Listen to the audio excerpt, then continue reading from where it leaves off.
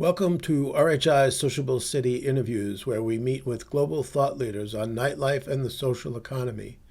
Today we are with Mirik Milan, former Amsterdam night mayor and co-founder of Vibe Lab.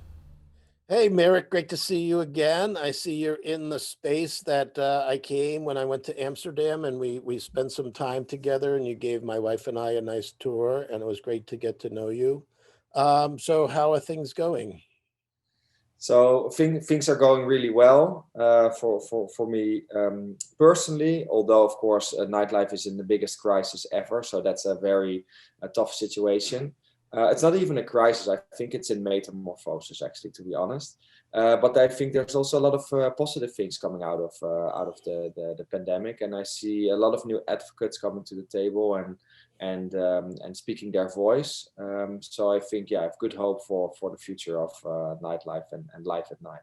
I know you and I know a little bit about your background and how you got into doing this, but do you want to give a quick snapshot of the foundation of your work? How did you get to, begin this work? Amsterdam has centuries of history that led to the foundation of a lot of things in our world. Obviously, you are among them. So, what's your foundation? Yeah, so I've been a club promoter all of my working life. I organized parties in Amsterdam and music festivals, thinking about the programming, the decoration, and it really what it what it brought me was I was able to develop my talents as a organizer, as a promoter, as a creative director. And I think that's really what the value of nightlife really brings. You know that so many people develop their talents for the creative industry. And when I was in that business for I think around about 15 years, I heard about the position of the night mayor coming available again. Back then, the night mayor was a voluntary role. I didn't really had a lot of support or credibility in the city. It was more like a fun title. I got elected to start with, and I helped to transform the position into an independent non-for-profit, a direct advisor to the mayor and to the city council of Amsterdam. And one of our goals was to also put that on an international level, to explain to people, like, cities are different, but what people want is really is often the same. People want to sleep at night, or people often want to go out or socialize, of course. And yeah, so what we did is one of their big accomplishments was the introduction of 24-hour licenses in venues in Amsterdam. Now more than 15 venues have a 24-hour license. And what's really cool about it is that, yeah, we started to looking at the creative content these venues were creating. So really programming the city. That was a really big moment in time for Amsterdam, and that also has led to us being able to put the role of the night mayor on an international level. As some of you might know, there are now more than 50 cities that have adopted a night mayor, a nighttime commissioner, and a club commission of some sort. And that is really something I'm very proud of course, but it was also never our intention. Our intention was to work for the local scene here in Amsterdam and really connect them with city council, with the mayors, and letting them understand what's important for nightlife. Wow, you say it never was your attention, but I remember reading Fortune magazine, which really is a pretty prominent publication in the US. It was the first time I read about you, and from that point on time, it was like a tidal wave. And when I did my Google alert for night mayor, boy, there you was your name. You were all over the place, being quoted in different countries all over the world in the media, and even in the US, being on the National Public Radio interviews and New York Times and others. So what was it like to just, go from being a club operator to being involved in this local, initiative, and you were, just starting out, and then all of a sudden, boom, you're in the international spotlight. Yeah, and thank you also for your kind words, of course, with the help of many. Um, the first years of being the night mayor of Amsterdam were really tough. There were a lot of people that didn't really know what the role was, didn't really know what the goals and the objectives were, didn't really, it was just not transparent, like what this role is about and who you're actually working for. And the first 2.5 years, I worked as an advocate, not being paid for my services. And I really invested 2 or 3 days a week into this role, and really trying to speak to all the stakeholders and bringing all the stakeholders together to understand there is a common value. And if we all work together, and if we all work together, there is there's a positive outcome where everyone will benefit from. So the first 2 years were really, really tough, and I think that's also it's so great that there's now so many nightlife advocates around the world. But I think we always say, people have to also understand that there it really comes from passion. You really also need to know what's going on in the scene, knowing what is happening in all those little subcultures, in all those little spots. So the first years were really tough. When we have had everybody aligned and everybody understood what the value was, then really that's the moment when we picked up speed and propelled us forward. I know that obviously you helped to shape the concept, and I think just I know it's a translation of a Dutch word, but I think it helped people to get their handle around this idea that there's a day life and then there's a nightlife. And then when you left your position, all of a sudden there was no more Mirik in the news, but it seemed that you kind of fell into a partnership and created Vibe Lab, and took the work from Amsterdam and took the work from Berlin and began to encapsulate it. Plus, you were a mastermind of galvanizing the collective knowledge and wisdom of this network, like you said, the 50 night mayors around the world, and gathering from them what they were doing, which every city, is different, and every night mayor's position and role and approach is different. But collectively, it seems like you've begun to gather information that's become kind of a resource. So what's that been like, to move from being in the center of the world to being kind of the puppet master in the background, just pulling all the pieces together? In the beginning of 2020, so in 2020, we published together with Andrina Sellas, we published a paper in a scientific journal called Urban Studies. It's it's the most important scientific journal for urban planning. And the paper is called Governing the Nighttime City, the Rise of Night Mayors as a New Form of Urban Governance. And I think it was really striking or we were super happy that our research paper was published, because what you've seen happening is that first, as you said, the title of the night mayor was something that people could get their heads around. There's somebody who's taking care of the night and has like a common goal in the back of his mind when operating. But it's a really like a nighttime governance as a policy field, although is relatively new. It's not new, of course, because it's not new in the sense that nothing happened, but it was spread out over a lot of different departments in city. So the police was taking care of something, the cultural department was taking care of a bit when it comes to music and etc. And then the economic department was taking care. But you see now that more cities are combining the building, the rules and the regulations. They're combining it in one office, in an office of nightlife, and it's really still an emerging policy field. We are super happy that we also at the beginning of the pandemic, for example, we thought we had to do something, so we just brought all the night mayors we had in one WhatsApp group, we brought them together, and everybody was sharing directly, was sharing like information, what happened on the ground, what was new, the curfews that were going on, and it was really, it's a really lively community.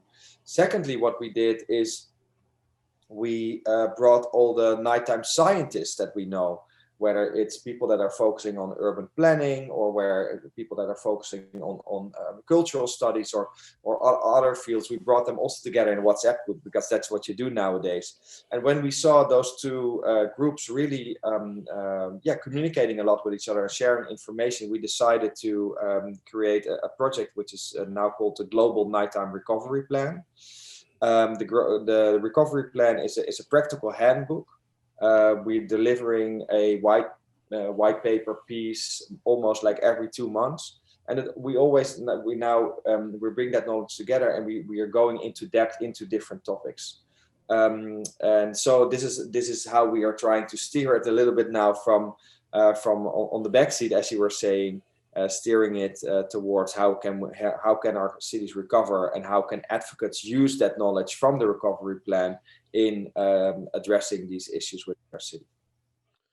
Well, it reminds me of a concept. You have storming, forming, and norming. So, storming would be what your early years were, and getting this concept out. Forming is where you began to, kind of put the pieces together, what you've been discovering. And now you're norming it, where you're institutionalizing an approach. So that's kind of, in my perspective, the evolution of your work. Now, COVID came, obviously, and even this morning there was a news report about the funds that were dedicated to help the stages, the music venues, and how they're still struggling to get access to those resources, and how many of them are closing and may close for good. Some of these historic venues that are being shuttered. But we're going to obviously come out of this. But one of the first phases that we've seen is almost like a day life, because people are allowed to be outdoors. So cities have opened up their streets for seating. They've closed streets. They've expanded sidewalks and parking lots. And so many of the same challenges in the night, like sound issues and crowd control issues, have become challenges in the daytime. So what do you envision over the next 18 months? Will that whole kind of high intensity nightlife, when will you see a DJ room packed with 1,000 bodies, where if you have to go to the bathroom, it takes you like 20 minutes to get out of the crowd?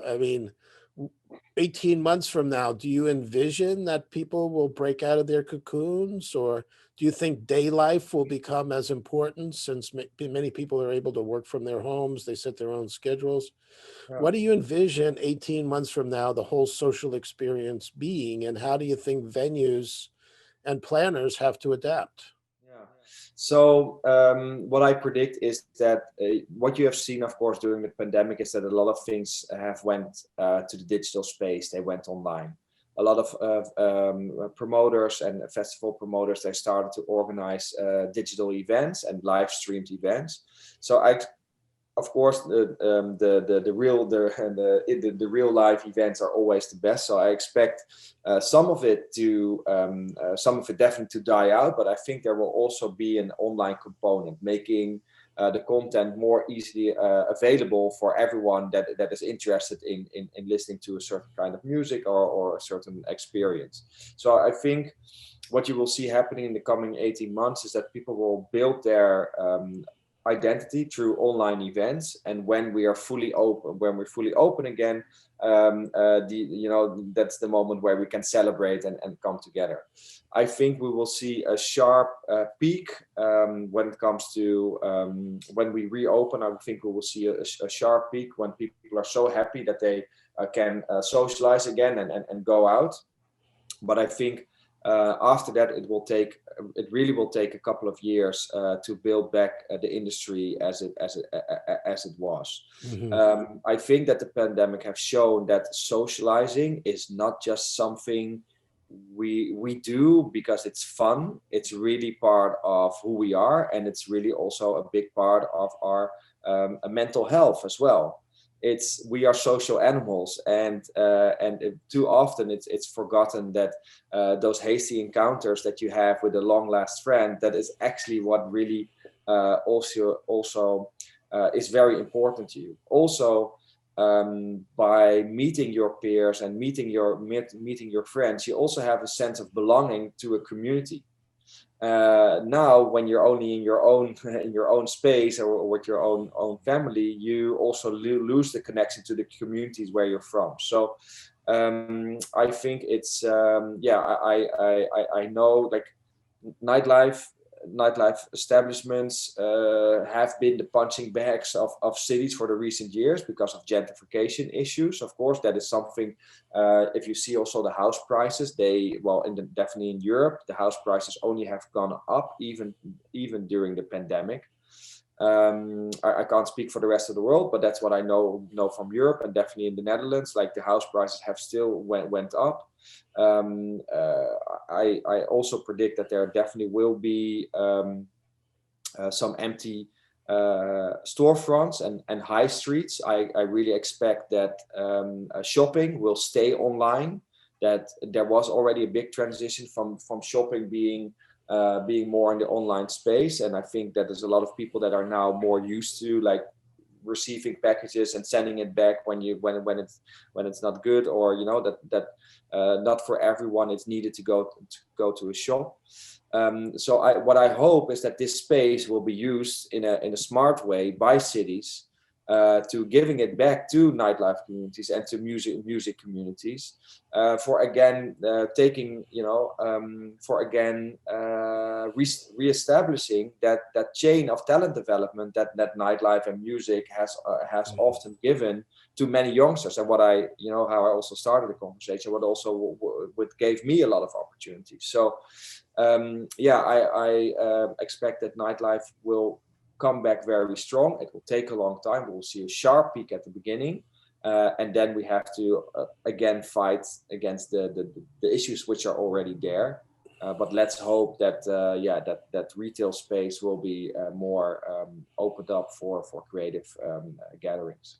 That's a great kind of segue to people who have to plan for the future. Is they have to, the planners have to be at the table, not just looking at more residential development, but also that whole idea of the social economy, and that maybe these high streets could almost become the social centers of cities, and that it would be structured and planned that way with all the resources, whether it be transportation resources or enlightened policy around sound or public safety. A lot of the innovations that you created in Amsterdam that you shared will now be kind of part of the lexicon of the planners as they say, what are we going to do with these empty storefronts? How are we going to bring back some vibrancy in our Yeah. city centers and not lose that opportunity to have people connect? Like you said, it's the socializing that was most often cited as what's lost, in addition to the jobs and the business future. Well, this has been a great conversation, Merrick. We'll look back, maybe 18 months from now. We'll have this same conversation, and you could tell us how the world has changed. I will. Thank you so much for inviting me, and always a pleasure. Okay. Well, thanks, Merrick.